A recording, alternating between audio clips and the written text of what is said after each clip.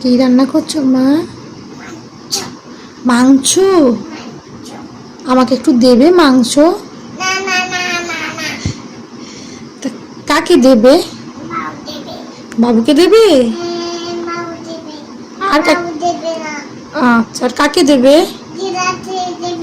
ও দিদাকে দেবে? দিদা খাবে? টেস্টি লাগবে? ওরে বাবা, এত টেস্টি করে রান্না করছো? লবণ আর ঝাল লাগবে? তাই? এত টেস্টি হয়েছে? আচ্ছা, আমাকে কি একটু দেবে? কেন মা?